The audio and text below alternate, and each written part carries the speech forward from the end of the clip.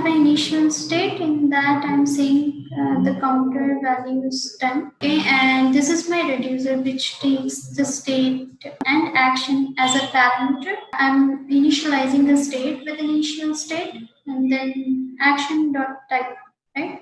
So whenever I dispatch an action, of course, the action would have the type, right? So action dot type.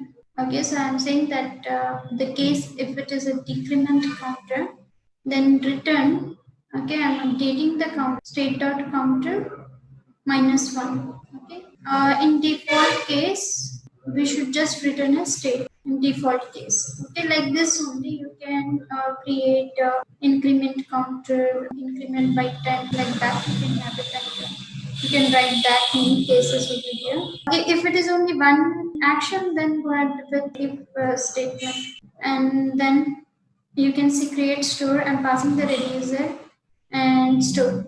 To get an initial state, I'm just writing store dot get state. Okay, so get state will give me the initial state, right? You remember when I was not getting the value, when the connect was not working, I used this get state, right? To check whether the reducer is returning or not, something or not, right? So that would give me the initial state. But if you want to get updated states, then of course you will have to subscribe.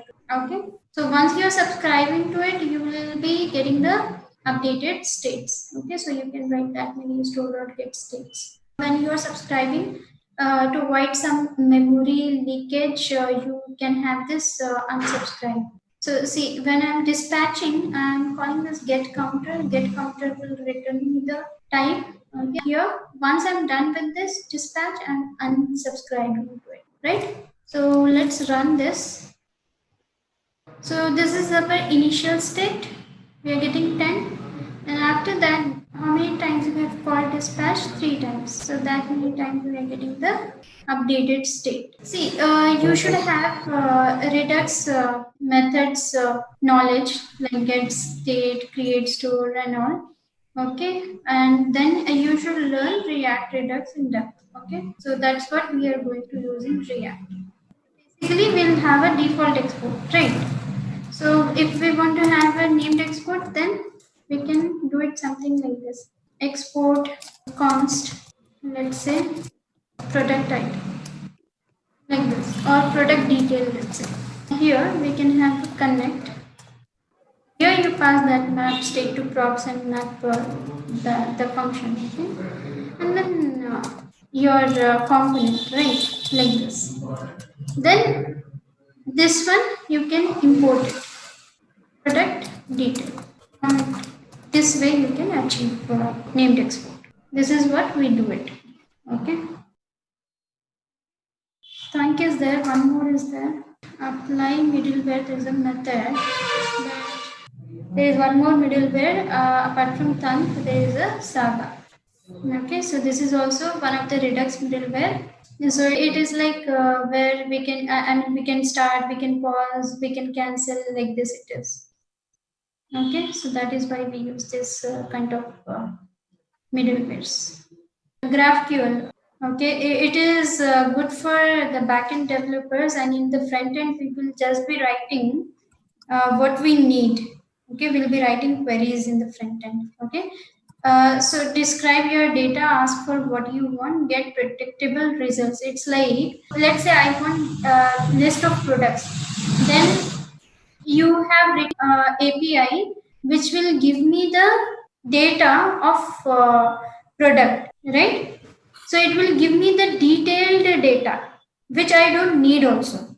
So let's say if I'm just asking for a name of the product, but you are giving when the product is created, when the product is the ID, whatever. There are many details, okay? But I don't want that, right? So you can implement GraphQL in that case. So I can write that, from this project, I want name, tagline, contributors.